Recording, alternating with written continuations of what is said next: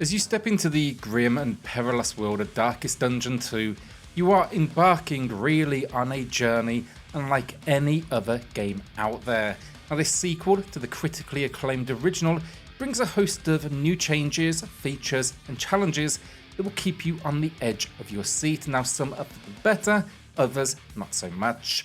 But what makes Darkest Dungeon 2 stand out, and how does it compare to its predecessor? Well, today let's dive into this dark world and discuss why I still think it is a must play. Now, if you enjoy the video, subscribe and like the video, it helps a huge amount, and let's get started. So a quick note, I haven't completed Darkest Dungeon 2 on the Switch yet. I originally played it at launch via the Epic Game Store, that was a couple of years ago. However, I have spent around 5 hours exploring its world on the Switch, so I can give you a good idea of how it performs on the hardware, which we will be diving into later. I've also released in the first hour and a half of gameplay along with commentary over on SwitchCorner, so maybe check that out next, I've linked it down below. So first up, the narrative. In this, it's set in a nightmarish land teetering on the edge of complete collapse. Darkest Dungeon 2 basically plunges you into a narrative centered on a band of misfits determined to save their world from destruction.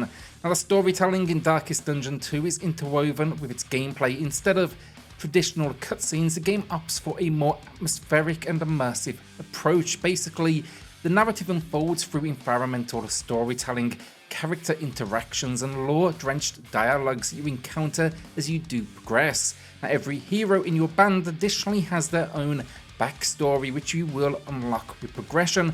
This adds a nice layer of depth as you uncover more about, their past and motivations. Basically, this entry for me just excels in creating a sense of, urgency and impending doom.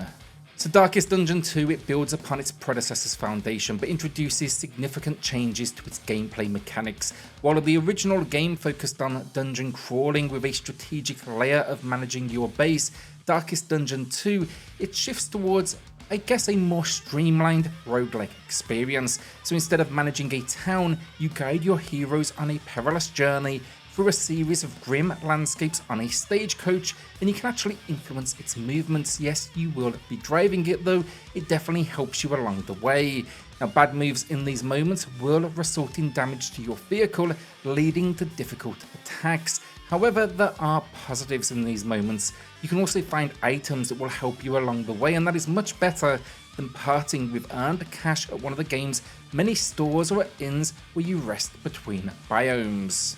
So yes, the structure here is a roguelike. Each run is self-contained, with failure meaning you start back at the beginning. However, you make overarching progress through upgrades that persist between runs. Now, these upgrades, they are done with candles, which can be spent on other areas such as character enhancements, gear improvements, and unlocking new features. You'll also be getting skill points to level up the different character attacks.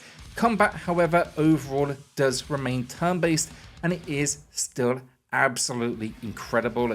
You know, whether you are new to the Darkest Dungeon series or a veteran, you're still going to need to come here to consider your party's composition, the skill synergies, and the unique abilities of your heroes to master the myriad enemies that cross your path. And for newcomers, one of the game's standout features is the emphasis on your heroes' relationships. These interactions can lead to powerful bonds that provide significant advantages, or tensions that could spell a disaster. In my first run, for example, everyone hated each other, which quickly meant I was running into problems. Veterans, you're going to appreciate that, just like the original Darkest Dungeon, expect to unlock a large roster of characters, once again using those mentioned candles. You know, modifying and building your party with this series is half the fun, and in that way, it absolutely succeeds. Also, each character even comes with unlockable class types that can be switched, providing you with a plethora of strategic options.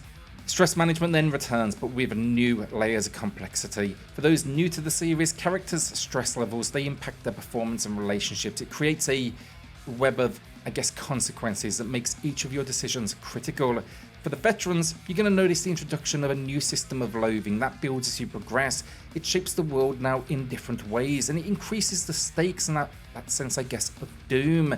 The map layout then, once again, it is roguelike now, so it's much more focused. It guides players, so whether new or returning, you're not going to find it too difficult to at least initially advance forward. You know, you're going to be driving through these various nodes that represent different encounter types. I think combat, rest stops, narrative, offense, all of them incredibly important, and you need to be paying constant attention.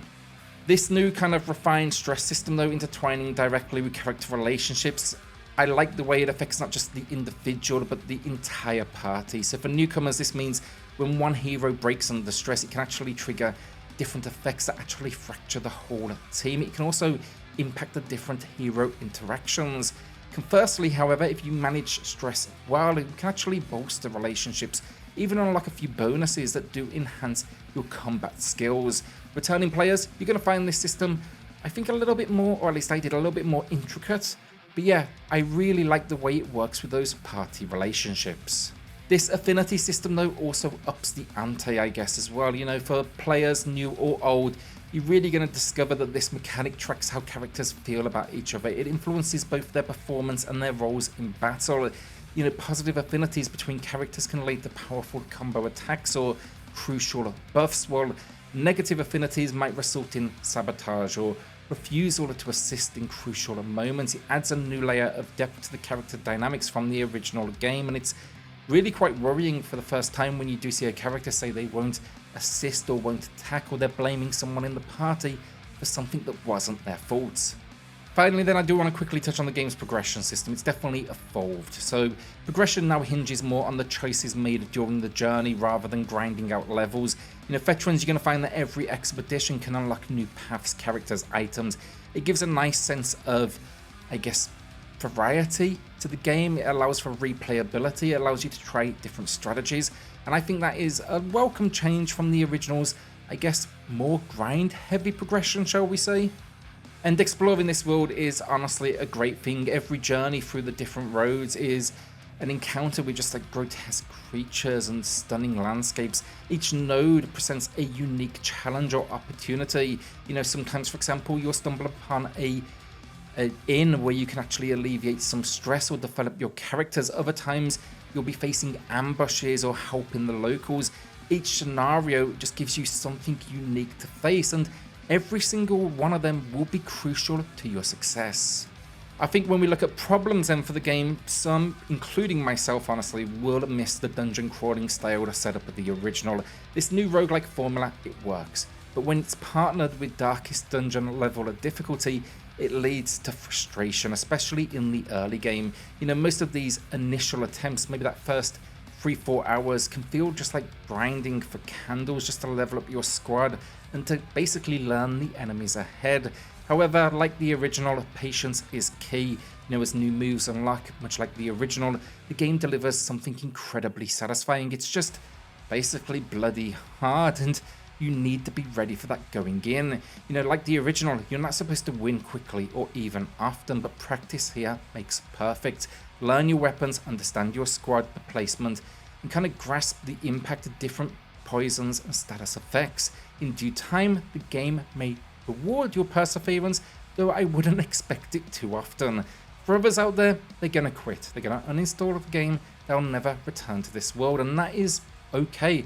I am confident in saying, much like the original game, this definitely won't be for everyone. So on that note then, finally, let's dive into the performance on the Switch. After a somewhat lengthy initial load screen, I'd say a couple of minutes, I'm impressed. That basically didn't appear again, and the game has maintained much of the visual detail I saw in the Epic Game Store build. You know, the graphics look crisp, the Gothic world is stunning, and the 3D style definitely translates really well to the console. Now when it comes to performance, there may have been the occasional stutter for me honestly, but overall it's generally been smooth with no major concerns. Throughout my 5-hour session as well, I experienced no crashes or significant issues, and the only challenge was really learning to navigate the UI with a controller, which I'd say has a bit of a learning curve, but it's definitely manageable. Finally, the audio, whether it's the hauntingly beautiful music that sets the eerie atmosphere, the fantastic and often nerve-wracking voice acting that breathes life into the characters, or the sound effects that echo with each blow, the sound design is just perfect in my opinion, and each element comes together to create this incredible landscape that just pulls you further into this grim world. So while I haven't completed Darkest Dungeon 2 on the Switch, I did overcome it on the Epic Game Store. I've been keeping up with updates, And based on that experience, I would be rating this game a solid 8 out of 10, but take that information as you will. I don't want to attach a score today for this build at this point. Overall, however, the world remains incredible, combat is challenging, and the numerous ways you can influence outcomes is incredibly satisfying. However, the grind feels more pronounced here than ever, and I still definitely have a soft spot for the city building, dungeon crawling style of the original game over this roguelike format. To me, however, that original Darkest Dungeon, it's a perfect 10 out of 10 game, so this sequel always had big shoes to fill from the start. So will you be checking out Darkest Dungeon 2? Let me know in the comments with that. Subscribe for Nintendo Switch content daily, and I'll see you all in the next video. Thanks everyone.